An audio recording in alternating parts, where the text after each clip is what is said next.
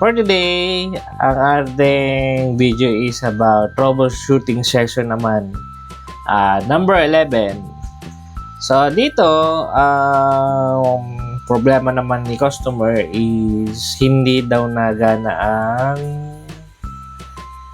itong kanilang pulse rate. Yan.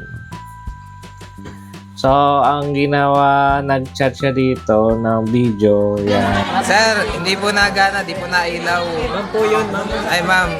Ma'am, sir. Pakita mo ano ang... So, ito ay Defective po siya.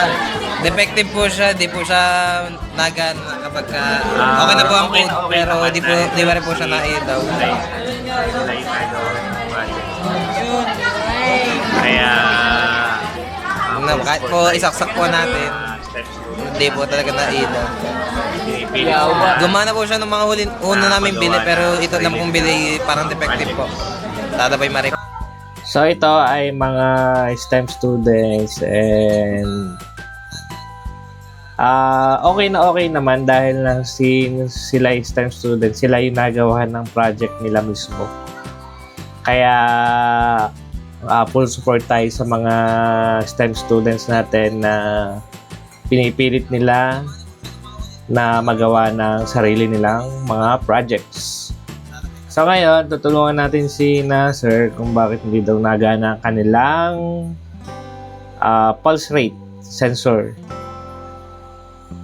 So, ang ginawa natin dito is nagana tayo ng code. And kung mapapansin nyo dito, initializing lang siya. So, ibig sabihin,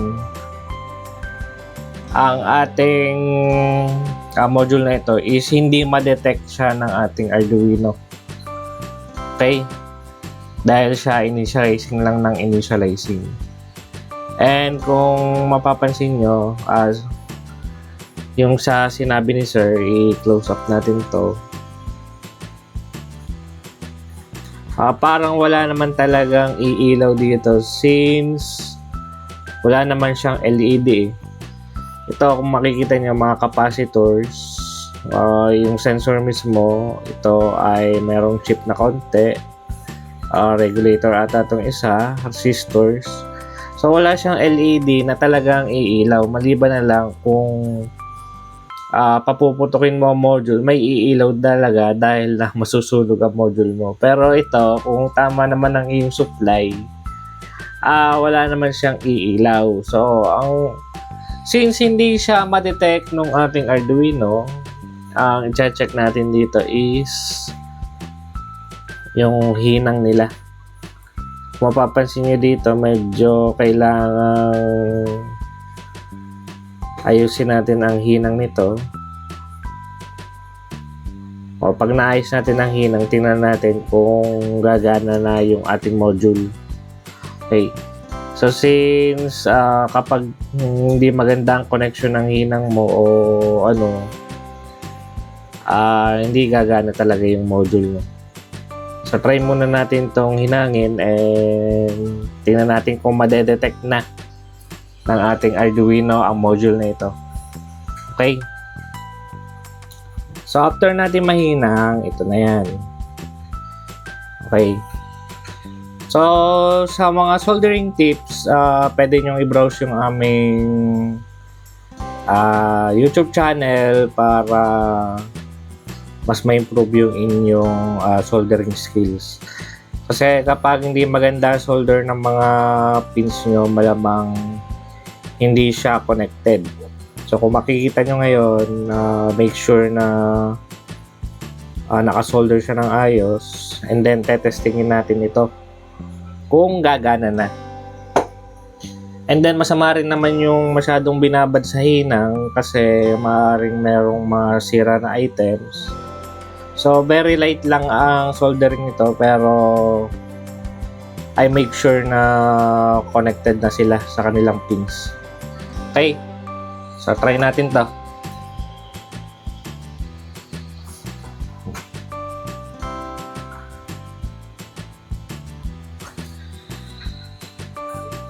Okay, connect natin.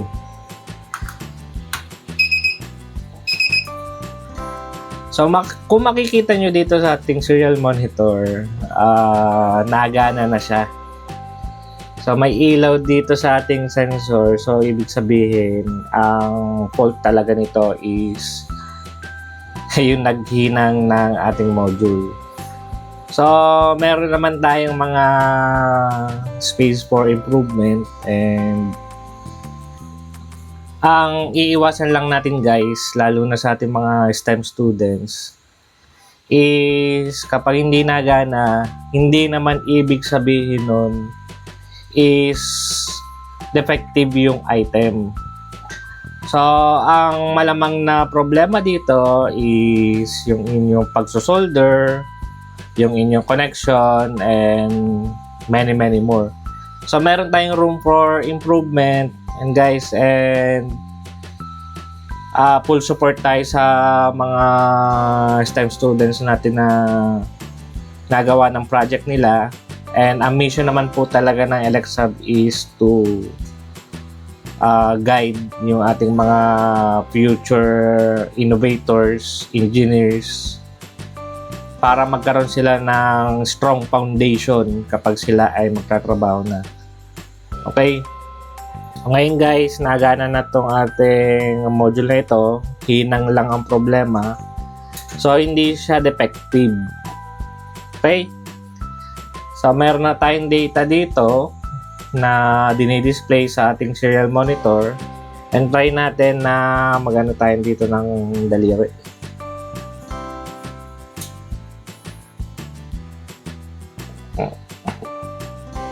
Yan o. So, may data na siya na ibinibigay. Yan.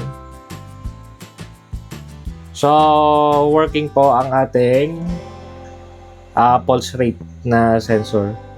Kung makita nyo doon sa ating serial monitor, meron tayong 90, 95, 99, 100, and etc.